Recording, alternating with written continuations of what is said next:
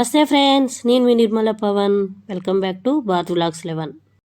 Friends, ఈరోజు మీకు ఒక స్పెషల్ పులిహోరనైతే పరిచయం చేయబోతున్నాను ఫ్రెండ్స్. రెగ్యులర్గా చింతపండు, నిమ్మకాయ, కర్నకాయ, మామిడికాయ కాకుండా డిఫరెంట్ అండి.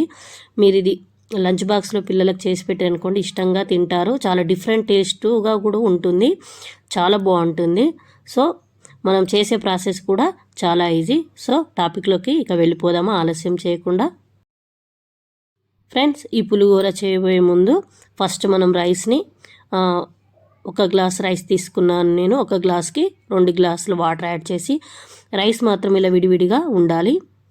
ఇందులోకి పచ్చిమిర్చి చీల్చి పెట్టుకోవాలి, అలాగే కరివేపాకు సిద్ధం చేసి పెట్టుకోవాలి. ఇంకేమి ఇంగ్రీడియంట్స్ కావాలో కూడా చూపిస్తా ఫ్రెండ్స్.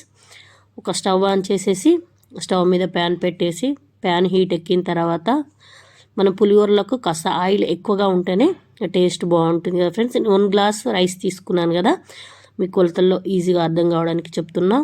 ఆయిల్ వచ్చేసి బిగ్ స్పూన్ తోటి నేను 2 స్పూన్స్ తీసుకున్నాను ఫ్రెండ్స్. నేను ఎప్పుడు కొలతలతోటి ఇలానే చేస్తాను, టేస్ట్ బాగుంటుంది.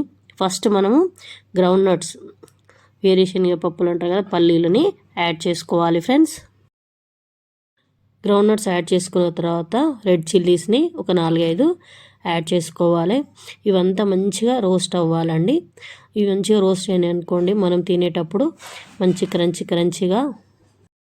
నాకు తెలిసి ఈ పులిహోరని ఎవ్వరు చూపించకపోవచ్చు అండి, చాలా డిఫరెంట్గా, టేస్ట్ మాత్రం చాలా బాగుంటుంది. మనం ఎప్పుడు రెగ్యులర్గా తినే పులిహోర కాకుండా కొంచెం డిఫరెంట్గా చాలా బాగుంటుంది. ఇందులో యాడ్ చేసేది నేను ఏం యాడ్ చేస్తానో డిఫరెంట్గా చూపిస్తాను ఫ్రెండ్స్. పల్లీలు, రెడ్ చిల్లీస్ బాగా మంచిగా ఫ్రై అయిన తర్వాత మనం ఇందులోకి కొన్ని కాస్త శనగపప్పును యాడ్ చేసుకోవాలండి. శనగపప్పు కూడా మంచిగా రోస్ట్ కావాలి. రోస్ట్ అయితే మంచిగా తినేటప్పుడు మంచిగా క్రంచిగా అనిపిస్తుంది. తర్వాత కొన్ని పచ్చిమిర్చి చీల్చి పెట్టుకున్నాయి, మనం తినేదాన్ని బట్టి చూసి పచ్చిమిర్చి అనేది యాడ్ చేసుకోవాలి ఫ్రెండ్స్. తర్వాత కరివేపాకు శుభ్రంగా కడిగి పెట్టుకున్న కరివేపాకుని యాడ్ చేసుకోవాలి. కరివేపాకుని యాడ్ చేసుకున్న తర్వాత కొంచెం కాస్త కలపాలి. కొంచెం ఫ్రై అయిన తర్వాత ఇందులోకి 1 టీ స్పూన్ జీలకర్ర యాడ్ చేసుకోవాలి, అలాగే ఆవాలు, మినపప్పు కూడా యాడ్ చేసుకోవాలి ఫ్రెండ్స్. ఇవి మంచిగా మొత్తం వేగే వరకు స్పూన్ తోటి కలపాలి. మీకు వీడియో క్లిప్పింగ్లో చూపిస్తున్నాను కదా, సాల్ట్ మాత్రం గుర్తుపెట్టుకోండి ఫ్రెండ్స్. పులిహోరకు చేసేటప్పుడు మనము పచ్చిమిర్చి వేసాం కదా, ఇందులో పచ్చిమిర్చి కొంచెం వేగాక ఓన్లీ పచ్చిమిర్చికి సరిపడంత సాల్ట్ మాత్రమే యాడ్ చేసుకోవాలి. మనకి ఇంకా సాల్ట్ పడుతుంది అనుకుంటే రైస్లో యాడ్ చేసుకుంటే బాగుంటుంది. చూడండి, ఇక్కడ నేను ఓన్లీ పచ్చిమిర్చికి సరిపడా సాల్ట్ మాత్రమే యాడ్ చేస్తున్నాను. సాల్ట్ ఎక్కువైంది అనుకోండి, పచ్చిమిర్చి అనేది మనకు ఉప్పుగా ఉంటుంది.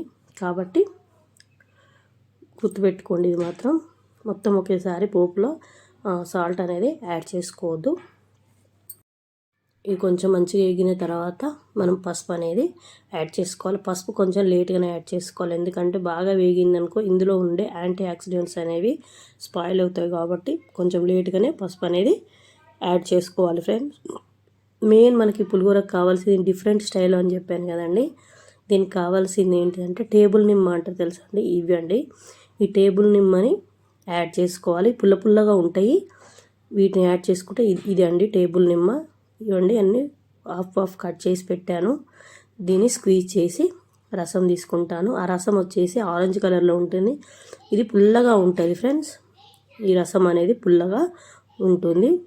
ఇప్పుడు మనము స్టవ్ ఆఫ్ చేసేసి అయిపోయిన తర్వాత వేడిగా ఉన్నప్పుడు మాత్రమే ఈ రసాన్ని మనం ఇందులో యాడ్ చేసుకోవాలి.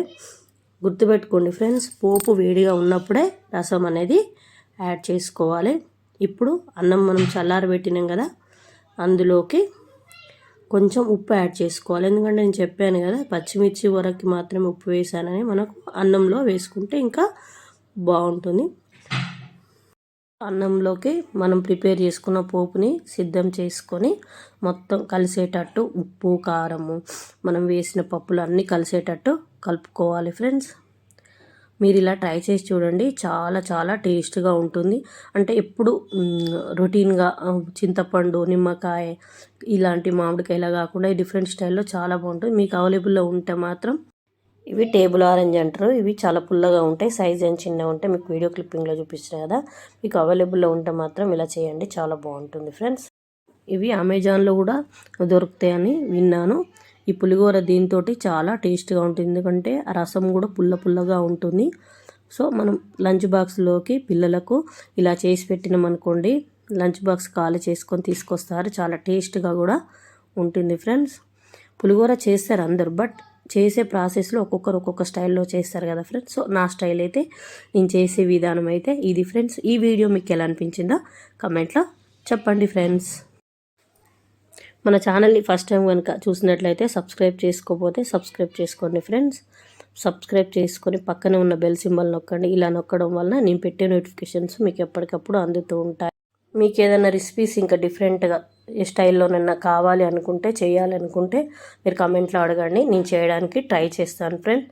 సో ఇది ఫ్రెండ్స్ ఇవాళ వీడియో. మరో మంచి వీడియోలో కలుద్దాం. Tata bye by, take care. Survey జన సుఖినో భవంతు. అందరూ బాగుండాలి, అందులో మనందరము ఉండాలి.